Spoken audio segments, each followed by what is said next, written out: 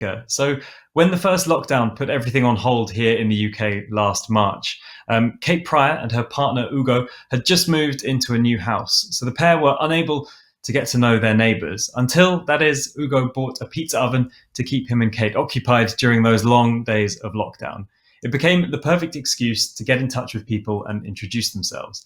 Well, since then, the couple have made a lot of pizzas and have raised over £1,000 for their local food bank and have turned their venture, Short Road Pizza, into a regular pop-up in Leighton, East London. So what has Kate learned about creativity through this entrepreneurial side project? Well, let's ask her. Kate, please could you turn on your audio and video so we can say hello?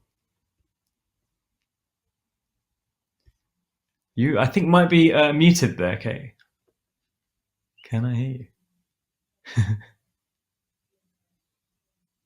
Can you hear me? Can't hear you.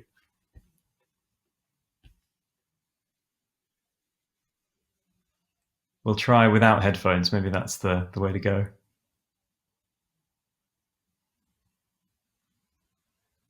Oh no. Apologies, everyone. This is the classic, doing doing events over Zoom. We'll get Kate to refresh her browser and maybe come back in a second. Can you hear me now? Yes, fantastic. Oh. We can hear you. Refresh the browser. 1 second, I'll plug back in. All right. Hopefully the headphones will still work. Can you hear me now? Yes, fantastic. Oh, great. We got there in the end. Welcome, Kate, to Nicer Tuesdays Online. Thank you for having me. Not at all. No, thank you. Yeah, thanks for joining us. So obviously, as per our new look, Nicer Tuesdays, you're not going to be giving a talk this evening. Instead, I get to ask you lots of questions, and also so does our audience. So just another reminder to everyone at home, if a question does come to mind, pop it in the chat, and yeah, I'll do my best to ask it before our time is up. But first off, Kate, really, just maybe to introduce yourself a little bit to the audience, could you tell us a little bit about yourself and your illustration practice? How did you come to be an illustrator?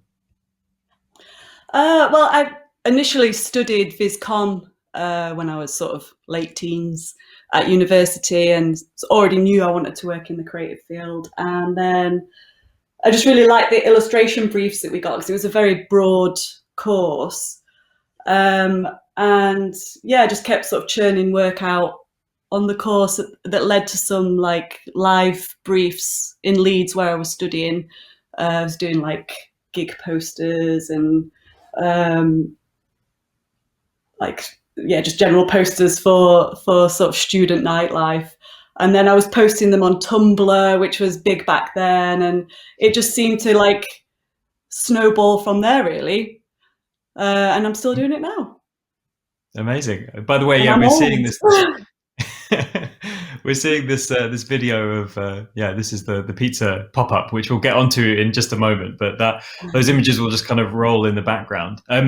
I guess I'm keen to ask as well, how's your creative practice, your processes even been affected by the pandemic? Because I know I've spoken to a lot of illustrators, and for some of them it's changed quite a lot, but for others it's almost been business as usual, really. Yeah, for me, it's been really quiet, which is quite annoying because like my job involves just sitting alone in a dark room with my computer and some pens, and I don't know, I feel pandemic sort of apocalypse proof, but yeah, everything dried up. A lot of the commercial work dried up. So yeah, it left lots of space to create a pizza business.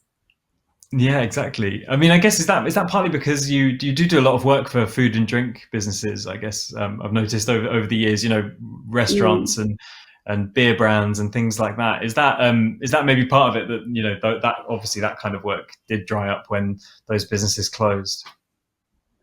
Yeah, I do the branding for a beer festival in Manchester, which we just started working on just as things started to close down, and then that all got cancelled, and then it's also been cancelled for this year as well.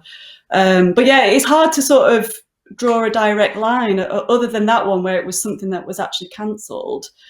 I'm just trying not to take it too personally, maybe that I've just gone out of fashion, but yeah, I think just people just haven't been as confident with commissioning people or spending their money on design and things, but hopefully that's going to change soon. Yeah, I'm sure. No, and I think as well, it's a story that, yeah, I mean, all too sadly, but yeah, we've heard a lot that things have slowed down. But hopefully, now that things are opening back up, at least in the UK, yeah, that will turn around. But as I mentioned, I mean, yeah, as you also mentioned, we're kind of here today to talk about side projects, really. And I'm kind of Mm-hmm. keen to hear first. Have you always been someone who's had a side hustle on the go? You know that famous phrase, the side hustle. Or is this kind of really the first time you've explored a second mini venture? Well, my freelance career was actually a side hustle of my. I used to work for Urban Outfitters in house as an illustrator, but I started to get more and more freelance work. So I was staying behind after work and working on the weekend. So yeah, my side hustle was just more illustration. I've never really done any other kind of side hustle. Nothing that's legal. Right. I'm joking. Yeah. I guess, I mean, at the beginning, I gave a very quick summary of the story, maybe of, yeah, the kind of how you'd moved house. But maybe could you just fill in the gaps for us a little bit? What was that initial thinking behind launching, a neighborhood pizza pop up? It's not something you do every day, I'm imagining. Yeah, yeah. It's like you said. It was just a perfect combination of my partner wanted to make pizza, and also, I mean, our road is called Short Road, so it is very, very short. So when we were doing like the Thursday, standing outside our doorway, clapping and smiling, like, I don't know, you just sort of see people and you want to go and talk, but it was just incredibly awkward. And so, yeah, Ugo came up with this idea, and it just felt perfect, really, to sort of make food for people, get to know people, and also raise money for the community. Yeah, it's an And amazing then idea. Sorry, you go. it kind of it took off, really. I think mostly through Instagram and like word of mouth in the local area. But then a guy that lived a few sort of roads over also, I mean, his Instagram handle is the perfect pizza. So he was doing something similar, but not really making it for his neighbours. And he sent us a message and asked if he could come and help out. And he came and helped at every session since. And we are now a trio uh, Oh, doing shortbread pizza. Mm. that's amazing. I love that it's kind of become a bit of a family. It sounds like it's become a bit of a family in the local area. Yeah, Um, yeah, it's been so lovely. and I guess the branding as well has a very, it has a very Kate Pryor look to it. Just maybe talk us through the kind of, yeah, I guess that side of it as well, the visual side of it, because that's obviously quite an important part of its success. Yeah, my boyfriend Ugo is a creative director, so he was able to like create a deck for me and take it really, really professionally, and sort of we'd work in separate rooms, but it was very much like go crazy with it, do what you want. So that was the hard part of it. But yeah, it was just such a broad brief, really, and so it was really hard to sort of narrow it down. But also, a lot of the companies around here that have started throughout the lockdown use these cool characters that are really popular at the minute. So we decided to go with that sort of thing as well. Very Um, nice. Yeah. mm. I mean, it seems like, yeah, food is something that you've kind of come back to throughout your career. I saw recently you was drawing some amazing, very appetizing looking steaks for a company. Yeah. Um, is there? I mean, do you find kind of drawing and illustrating for food companies and food generally, is that one of your favorite things, or is it just, has it happened that is something you get asked to do a lot? I think it's a bit of both. I think it's a case of I don't know. I think food packaging and food branding, and then the vision of food itself is so iconic and so inspiring, that it's even jobs that aren't to do with food that I do. They're definitely inspired by iconic food brands. So yeah, I do love getting to work for food companies. Yeah, I Absolutely. can imagine. Also, any free meals that you can get out of it, obviously a bit of a Yeah, perk. exactly. Well, I think I've only had free beer so far, but I know I got some free Shake Shack actually when I did the Shake Shack job there. Oh, amazing! That's a great one. Yeah. Yeah. I guess as well, like, I mean, the process of, launching and running Short Road Pizza, has that taught you anything that's been particularly useful for your illustration work? I mean, has it taught you anything about creativity more broadly? I'm kind of curious to know if there is a bit of a, yeah, I guess rubbing together of those two things and paying the other one. Yeah, they're very, very different, like using very like different parts of your brain. I think making pizza and doing the pizza company is far more physically tiring. There's a like I don't know, like I don't boss anyone around in my illustration job, but in when we do Short Road Pizza, I just switch into like bossy mode because I just want to get things done and I don't want to like miss any like deadlines or I guess because you've got customers arriving for their pizza and I don't know, I'm just terrified of letting people down. But yeah, it's very, very different. But I'm not sure what it's done for my creative side. But we'll find out, I think. Yeah, I mean, just looking at these pictures up on screen, it is very appetizing. These look amazing. Yeah, yeah, the pizza is very good. But I guess, yeah, I mean, what you've touched on there is, it's something that's using a very different part of your brain, and almost, I guess, there is a bit of a lesson there in the sense that you kind of need something that is taking your mind off your work in a way, and using a different part of your brain when you're creative, because you can't always be using the same bits of your brain. It's kind of it's a road to burnout, I think, isn't it? Yeah, definitely. I had a really busy year in 2019, and then sort of went straight into having a very not very busy year. And I am wondering how it has affected me in terms of like how I approach creative briefs now. Yeah, I mean, it'll be interesting to see. I think it's probably maybe too early almost to tell for lots of us, but we're kind of going to find out, I think, soon how much we've been Yeah, affected by what we've been through. And yeah, I guess it's an intriguing and maybe a little bit scary prospect, isn't it? yeah, Um, I guess that you talked about the story of the pizza pop up. It's obviously very closely tied to the story of the pandemic and the lockdowns as well as your kind of personal story about moving house. But now that we're hopefully edging out of the pandemic, at least in the UK, do you have any plans to keep it going? I mean, is it going to remain a thing that you do once a week or something like that? yeah. Well, I mean, my work isn't really getting busy, but Ugo's work is, and Jack's works full time for Beavertown Brewery, Okay. and he's also raising a young family. So we're trying to figure out what we want to do next, and I think that might look like more like private catering, sort of be available for weddings and parties and things. And we've also had some requests to pop up at various food markets that are starting to open up around London. So we're actually going to have a meeting tomorrow, I think, to decide what we're going to do. But yeah, I don't think we're going to pack it in. That's amazing. It's great that, yeah, something that started as kind of I guess a hobby or something to keep you occupied during the lockdown um, has become something that you're going to kind of keep going and potentially take to markets. That's very exciting. Yeah. Wonderful.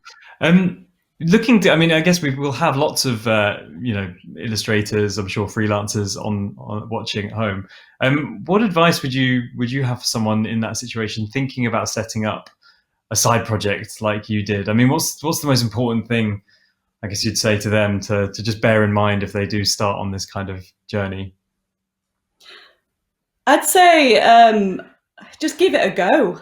I, for me, I'm like scared of things going wrong or things not being good, and this was a real lesson in just do it. Because I think I was probably resistant when Ugo first said do it. I was like, that's crazy. We can't do that. Like, I mean, he's very Italian and very like sort of friendly and wants to know his neighbours and yeah, just getting that tug to do it. Yeah, I'd say just give it a go. It doesn't have to be brilliant. It could go horribly wrong, and you could just pretend it never happened. Um, but yeah, I'd say just give it a Yeah. go. also try and find people that are doing something similar to what you're doing and try and connect there and get some advice or just network a bit. Yeah, it's great advice. I think as well with that idea of not having to be perfect. I think if it's your second venture, you can afford to take a few more risks with it and have a bit more fun with it, Yeah, right? definitely. Yeah, exactly. Very interesting questions come through from Matthew in the audience.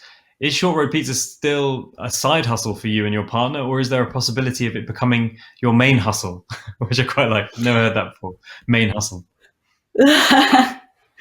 um, yeah, I mean that is something that we've thought about as well because a lot of people sort of saying open a shop, and like we all sort of look at each other like I don't know if we could manage that. So it would take all three of us needing to decide to do that. I don't think it's completely off the cards, but yeah, nothing in the pipeline yet. We will watch this space. I feel like in that sense, those kind of pop-up markets are a really good way of testing a brand, aren't they? Yeah, Testing a kind of a venture like that. yeah, non-committal. Exactly. You don't have to take out a space and do the fit out of a restaurant or anything like that. Yeah, yeah, exactly. Fantastic. I mean, looking ahead, I guess, is there anything we're always quite nosy about this kind of thing, but is there anything you're working on currently that we should kind of keep an eye open for? I'm really keen to hear, if there's something that we should just be watching out for in the future, either from you No, yourself or from the pizza company.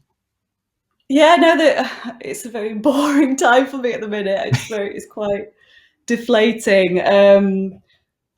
I don't know, personally, I'm gonna try and work on some like typefaces and try and do some more animation and things. But yeah, I'm just waiting for some more jobs, really. I mean, I think, I think it's really great that you're honest about that because I think a lot of people are in the same boat, and it's probably better to be honest about that. As we kind of come out of this pandemic. Yeah, it's hard when you're not really getting an honest response or you're not asking people those things because yeah, it's hard. Well, it's quite easy to just think that it's something really drastic and it's only happening to you. But yeah, it's been very quiet for me. Yeah, no, and as like I say, I mean, we do talk to a lot of creatives across the spectrum with all sorts of disciplines, and it's a familiar story. But really, really hope that things turn around, Kate. And it's great to see that you've got the Short Road Pizza Company doing so much amazing stuff in the meantime. And love this video that we're ending on.